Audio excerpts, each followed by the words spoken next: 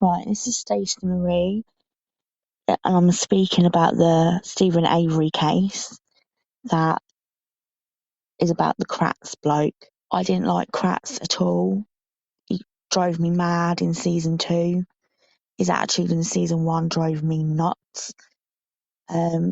He's disgusting and you learn more about what he was up to in season 2, and it didn't surprise me one bit. I didn't even have the wish to research him. The vibe, as you say, it's just enough. Yeah, he threw that case with the woman who was prosecuting that boyfriend, I reckon, because his views on women and the way he treats them, sexually explicit messages, I reckon he was in the pocket of the defence for the boyfriend, and he was paid to throw the case. So I reckon he was trapping her so that defence for the boyfriend. So yeah, he threw that case so that the boyfriend's defence could win. I reckon he was trapping her, and so he could say, look. But then again, he would have got himself caught out, wouldn't he? Unless he anonymised himself. Interesting. Anyway, they were my thoughts. But yeah, I could imagine him being like, no way are these women gonna win at all, because he just doesn't like women, and that's why he treats them like commodities and just pieces of meat. And another thing, I am that girl that would go to an autopsy, maybe not as a date, because that is freaky, but if you want to take me to an autopsy, I'm there, but I'm not dressing up in no skirt and heels. Not as a date. But yeah, I'm going. Alright, I'm done. The gloves are off. It's a nice episode of Making a Murderer, the Steven Avery case, where we're looking at episode 7 for Basically Detectives.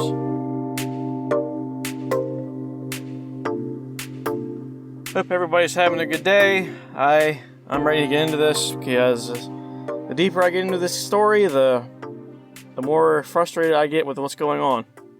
So before we begin, please check us out on social media, including patreon.com/loveandmurder. You can go to our website, murderandlove.com, check out our merch store, check out our episodes. While you're checking us out, share us with the people you love, Tell the people you know what I'm saying right now, including all the different tiers on our Patreon, starting at $1. However, Kai and I always suggest you get the $5 and above tier for the best deal. So, without further ado, this is Basically Detectives, and my usual disclaimer for Basically Detectives is that we do not present you with the whole story. If you would like to know what is going on with this case, please research it yourself, or even better, watch the show along with us. That way, you know what we're talking about, because this is not a summary show. This is just us telling you just how we feel about the show, not what happened in the show. So without further ado, the episode starts off with the Sheriff Jerry Pagel, I think is Pagel? Pagel? I don't really know how to pronounce it. But he essentially confirms that the Manitowoc County Sheriff's Department really was only supposed to be involved in this case to supply equipment or resources. I say resources. Resources can mean anything. But the way that he words it to me sounds like if they needed equipment or some kind of vehicular aid or something like that. The way he described it to me sounded like if they needed equipment, the Manitowoc Sheriff's Department would supply that. So it's weird to me that we have so many testimonies and stories of the Manitowoc sheriffs going into Steven's property and searching around when they weren't supposed to. On top of that, if the Manitowoc, sheriffs were there, they weren't supposed to be in the property alone. There had to be a is it Calumet property? The other county that was looking into this, they were supposed to be escorted, essentially. Manitowoc personnel couldn't be on the property alone because of Steven suing them, essentially. So, we'll get more into that later because there's a huge conflict of interest there. Now, there was an officer in particular, I can't remember his name or what his actual position was, but he was aware that the Manitowoc associates, basically, weren't supposed to be on the property by themselves. He reports, though, that the day that they found this key that belonged to Teresa's car, oh, what do you know, he wasn't there that day. So, of course, to me, it sounds like someone said, oh, Big Brother's not here, let's just go in there and do what we can to, forward our own agenda. I cannot emphasize, I say it every episode, gang, I know, but I can't emphasize how corrupt all of this sounds. There's people who are supposed to be there keeping an eye on things, there's people who are supposed to be monitoring other people, and then when those people aren't there for some reason, all this crazy ish happens, and it's the only explanation I have as a viewer. I wasn't there, I don't know any of the sheriffs personally. The only explanation I have as a viewer is that something shady is going on. On top of there's supposed to be somebody who is monitoring who goes into the property, when and where, and who needs supervision, there were officers, apparently, that didn't even know about this rule. So, that right there, very iffy to me. And another thing that was, I don't know how I feel about this to describe it, but Steven's defense was describing how when the officers found the key on the floor, how I think they were trying to prove the point that it magically just suddenly appeared there. So they asked the one sergeant, Colburn, they're asking him, how did you manipulate anything? And he admitted that he really manhandled the dresser or the bookshelf, whatever it was, that the nightstand, whatever it was that they found the keys next to. He admits to manhandling it and moving it around and shuffling it and getting kind of tough with it. And Steven's defense, they say, well,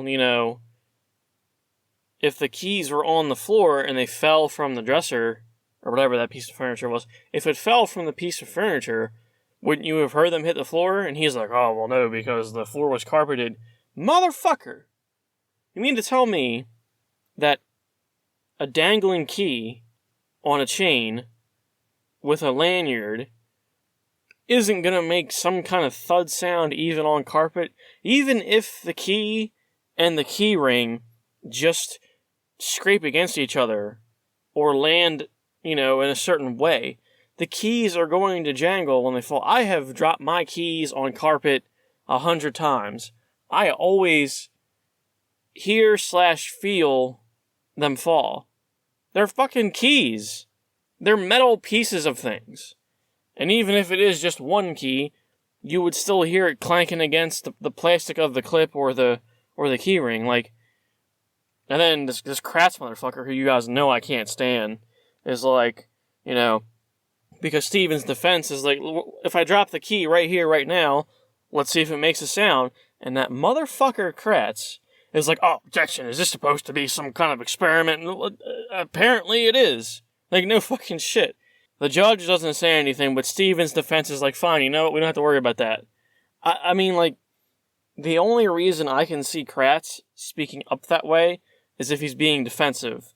And it sounds like a minute point, oh, do keys make sound when they fall over?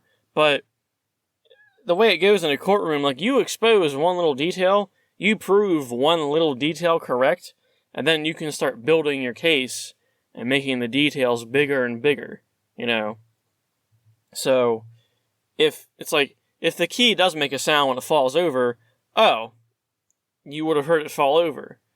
And to me, it seems like if the sheriff had said, oh yeah, I did hear them hit the floor, it sounded like they fell off on the ground, that sounds a lot better than the keys just appearing out of thin air, And Steven's defense really does kind of try to nail that home. Good for them. But, that Kratz guy, the way that he steps in and is like, is this some kind of experiment for the jury? I'm like, shut up.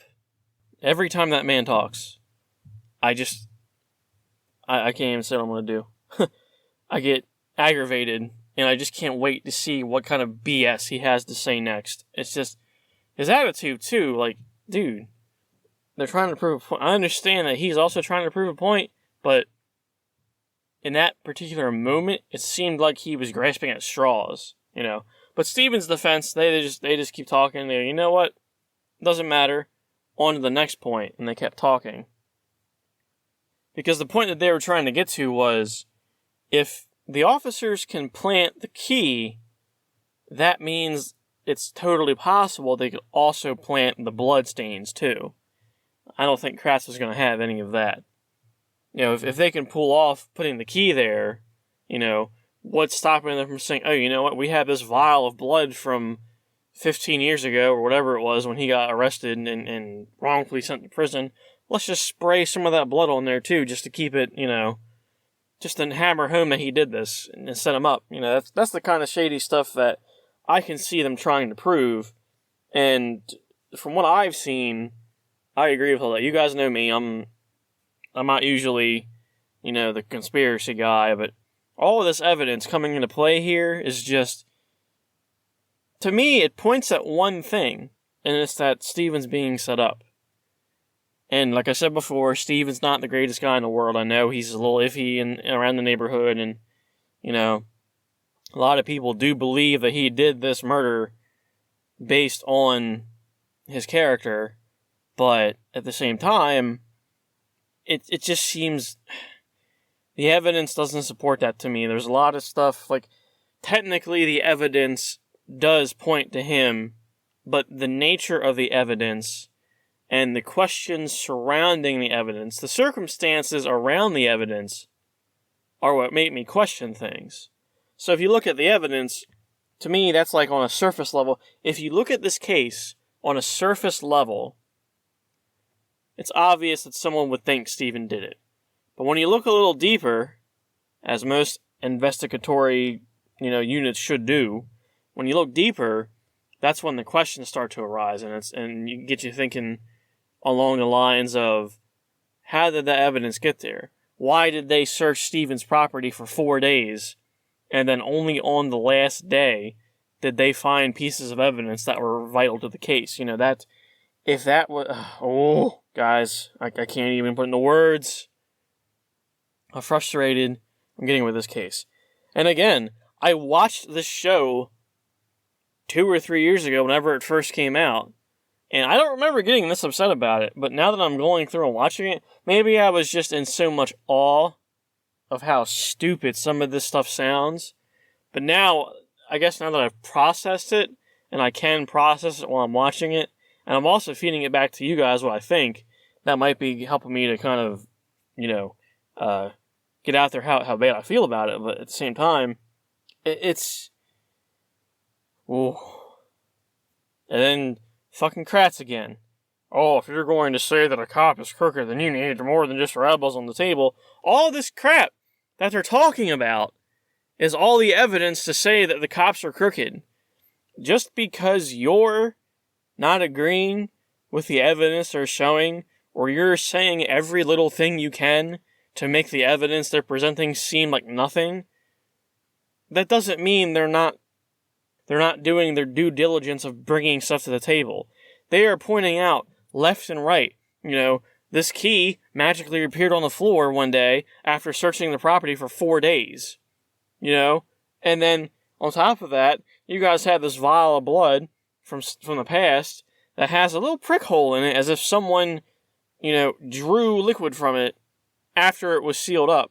Right? And then, of course, it just so happens that the sheriff's department, who's getting sued by Steven, are the ones who were there, and it's real iffy that they weren't supposed to be there, but they're constantly not being looked after or watched or maintained properly, because they're going in there when they're not supposed to be alone, apparently.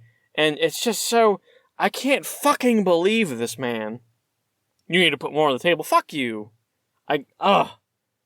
Ugh. And no matter how no matter how the officers explain that the key got there, the key being there never adds up to me. Everything they say is like, oh, well, you know, we searched and looked over, and maybe we missed it the first time. Like, maybe you missed it the first time? Maybe you missed it the first several times. Doubtful. Maybe it wasn't there the first several times, and then someone put it there, and now it was there. That's where we're at, guys. That's unbelievable. So they call up Sergeant Colburn to the stage, the stand, I mean, and Kratz asks him, I think it was Kratz, it might have been the other guy, but I can't remember. They ask him, what's your connection to Steven Avery? And Sergeant Colburn essentially says, you know, I got a call saying that someone in their prison probably did what we think a guy in our prison did. So they think so essentially someone called him and said, hey, we got a guy in our lockup. We think he did the crime that you guys are accusing another person you have locked up of doing. And Colburn is like, oh, you know what? That's rightfully so. He tells the detective who called him it would be best if you talked to a detective, and then patched him through to a detective. And I wanted to talk about that, because the prosecutor was saying that was the only kind of influence Colburn had on the case. That was the only kind of connection he had to Steven Avery, was just transferring a phone call. But that's the problem with corruption. Corruption runs deep. Wherever corruption starts, it trickles down. So if the people above Colburn are corrupt, he's more than likely corrupt too. Now, it's not to say that there can't be good cops amongst a bad group, but more often than not, the corruption spreads wide and it spreads deep. So just because Colburn had this one tiny interaction with Steven Avery, it wasn't even really a direct interaction. He just kind of pushed some stuff along.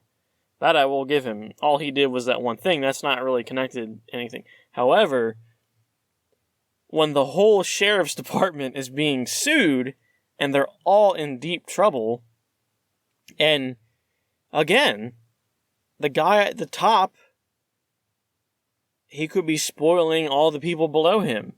Corruption, guys, is how it works.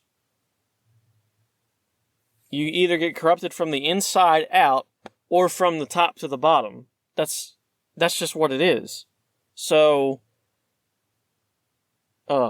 essentially what I'm trying to say is that I don't give two damns.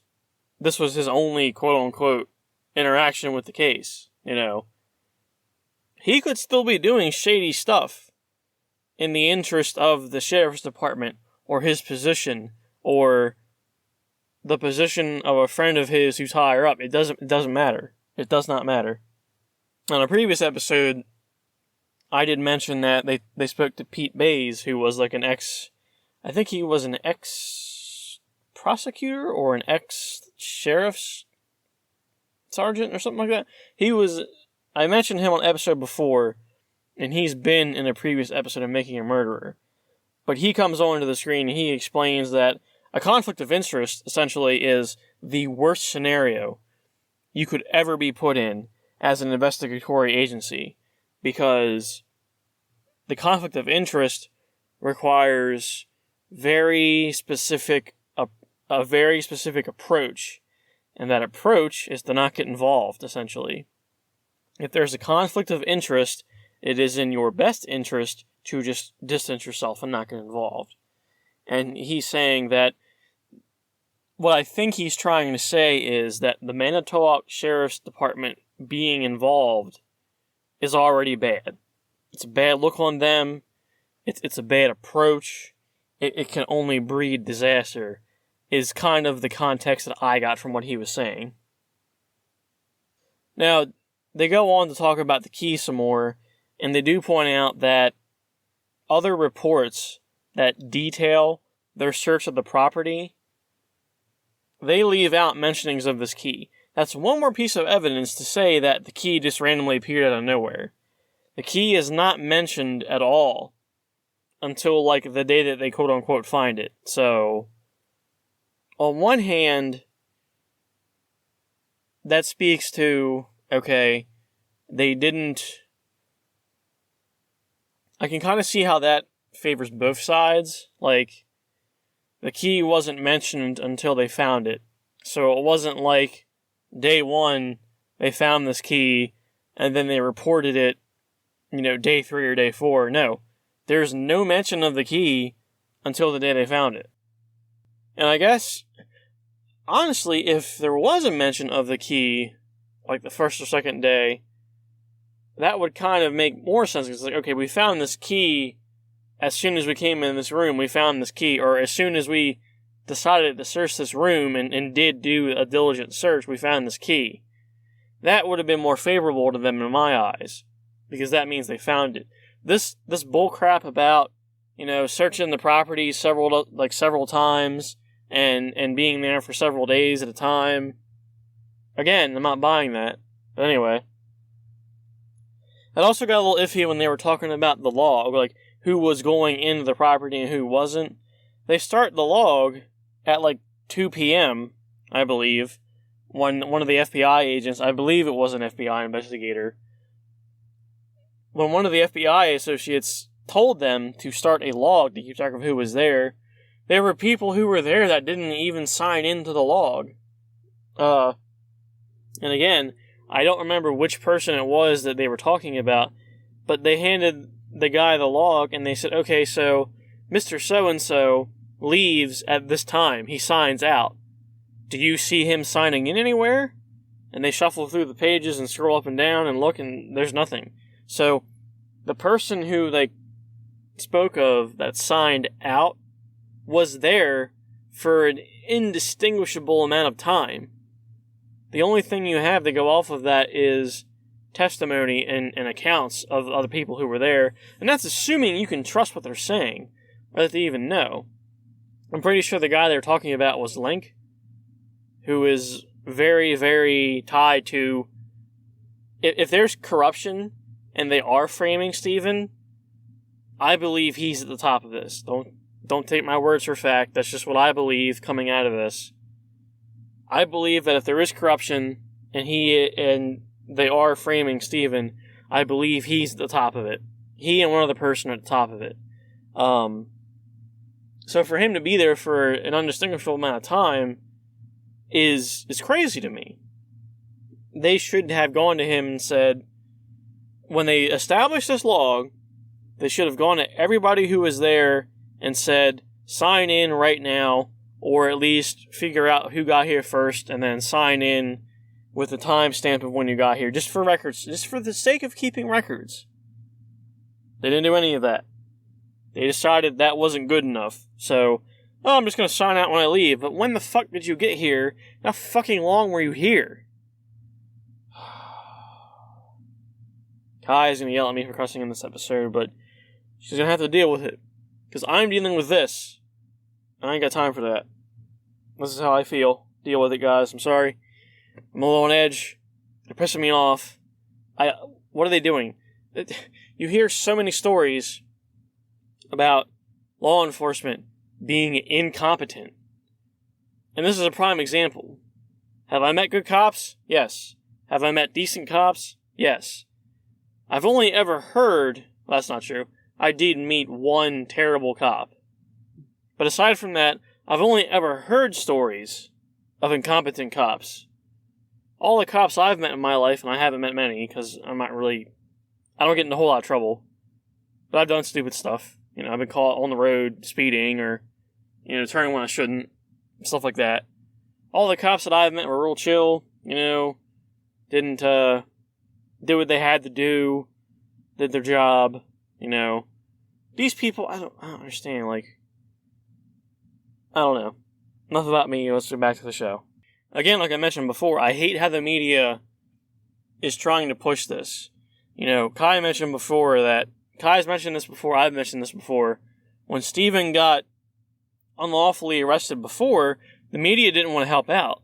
His mom sent boxes and notes and letters and all kinds of stuff to different media outlets. They wanted nothing to do with this case. Now that the case is big, and it's like this big thing, they're harassing his mother and family every time they go to visit him. They show the scene where his mother is coming out of the lockup, I guess, and they're like, "Oh, how's Steven doing?" And she literally says, "I don't want to share anything." And they keep following her to her car, asking her questions. And she's ignoring them, and they're still asking her questions. I cannot stand the way that the media treats these people. It's awful. It's just... If that were me, I would just be like, go the fuck away. Get the mic out of my face. I'm not answering any questions. I would just have to say that. Like, I'd have to get a little rude. Well, not that they wouldn't deserve it, but I'd have to leave me the fuck alone so I can carry about my business. I'm not telling you anything. I have never wanted to tell any of you anything. And I'm not going to start now. So please just go away. Go interview some other poor victim, some other poor sap, Or I'd make up stupid answers like, "Oh, I'm going to Disneyland. Fuck you guys." Or, "Where are you going to do now? I'm going to get wasted." What? And now in the episode, the part about this show that I remember the most is them discussing the EDTA. And just in case you guys missed it or need some clarification, EDTA is a chemical compound that they put in blood to preserve it.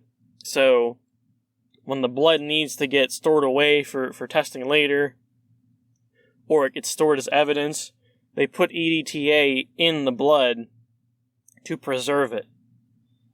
And Steven's defense even clarifies, just to make sure that we're all aware, EDTA is not something your body produces naturally. So if you find blood that has EDTA in it, it's been put in there. Blood that has EDTA does not come from a fresh cut or a fresh wound.